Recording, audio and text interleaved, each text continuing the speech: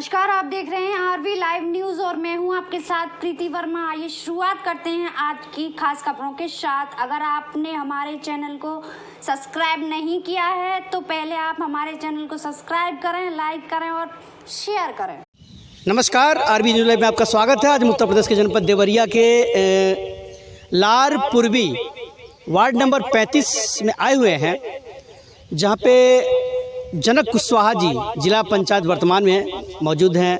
जिला पंचायत सदस्य जनक कुशवाहा, जिनके पास कुछ विकास के मुद्दों को लेकर हम बात करते हैं, कुछ महंगाई को लेकर बात करते हैं। सीधे आपको जनक कुशवाहा जी के पास लिए चलते हैं और जानते हैं कि आखिर इस पे सरकार को क्या करना चाहिए और फिर उन्होंने अपने कार्यकाल में कितना कार्य किया, क्या नहीं किया, सारी बातें उनसे जानते हैं। सीधे चलते हैं जनक कुशवाहा जी के पास। सर, आपका नाम? हमारा नाम जनक कुशवाहा है और जिला पंचायत सदस्य हूँ लार पूर्वी वार्ड नंबर 35 से। सर, अब तक आपके कार्यकाल में क्या कार्य हुए? हमारे कार्यकाल में जब से मैं जिला पंचायत का सदस्य बना हूँ, जो इस इलाके की मूलभूत समस्या थी, जैसे रोड बनवाना, नाला बनवाना, किसी मंदिर पे टाइल्स लगवाना, चाहे किसी गरीब के वहाँ आग लग गई, चाहे किसी के गरीब में की मूलभूत जो समस्या है, इलाज से लेके आँख बनवाना, ये हमने अभी तक कार्यकाल में अभी तक किया है। क्या जो वर्तमान में जो ग्राम के जो पेंशन वगैरह हैं, आपके द्वारा ही होते हैं ये सब?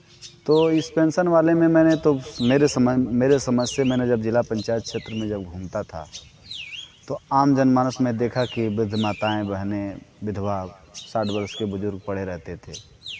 तो मैंने जब जीत के आया तो मैंने सब एक लक्ष्य निर्धारित किया कि इस गांव में कितने जैसे 60 वर्ष के लोग हैं, 60 वर्ष की विधवा महिलाएं हैं, उनको अपने पास से 200 रुपया दे करके आय और जात और ऑनलाइन।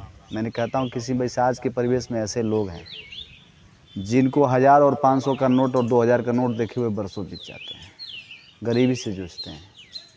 कुछ लोगों के पास ऐसे स्थिति होती है, कुछ इन लोगों के पास, कुछ लोगों को ऐसा होता है कि प्रधान विरोधी हो जाता है, बीडीसी विरोधी हो जाता है। इस विरोध के चक्कर में जो है उस आदमी का, उन लोगों का भला पेंशन योजना से लाभान्वित नहीं हो पाते हैं। तो मैंने संपूर्ण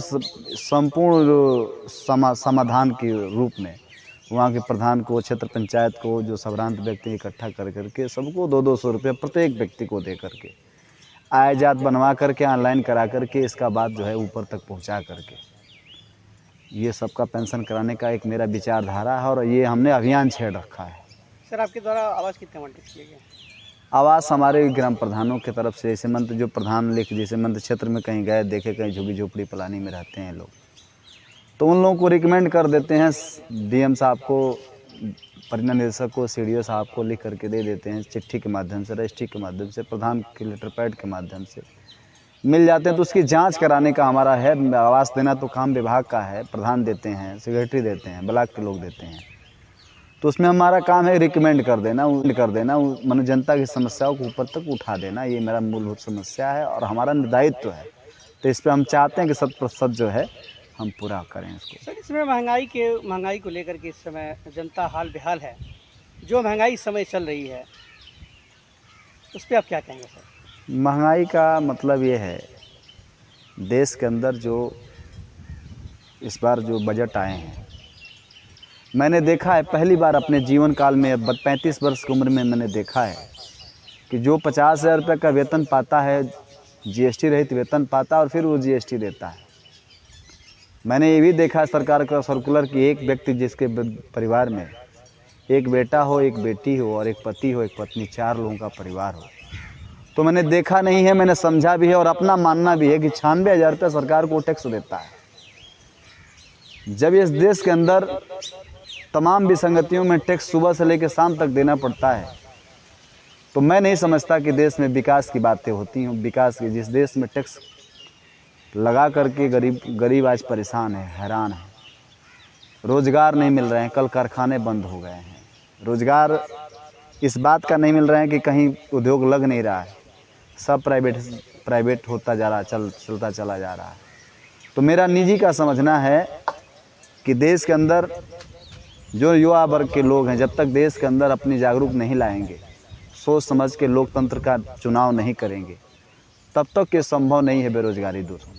सर, आप हमारे चैनल के माध्यम से क्या कहना चाहेंगे? आपके चैनल के माध्यम से देश के सारे लोगों को, अपने लार पूर्वी के जनपद देवरिया के सारे सम्मानित जनता जनार्दन को ये ज़रूर संदेश देना चाहता हूं कि आप लोग जानते हैं, जैसे कि मेरा समझना है कि ये देश की गवर्नमेंट, चाहे छोटा किसी दल का कोई भी कार्यकर्ता हो, किसी दल का, यही नहीं कि मैं जिस दल का हूँ उस दल की बात नहीं है, किसी दल का कोई भी कार्यकर्ता हो, इस सरकार के बजट से, इस सरकार के योजनाओं से वो नाखुश है। किसी दल का कोई भी कार्यकर्ता वो अपने आप को खुद ही उपेक्षित महसूस कर रहा है, बल्कि कोई समाज के सामने आकर के, कोई टीवी के चैनल के माध्यम से सामने आकर के, कोई आवेदन दे करके, चाहे कोई भी व्यक्ति आंदोलन करके ये बात कहने को तैयार नहीं है। सर, जनता खुश कैसे होगी, इसके लिए क्या करें आगे?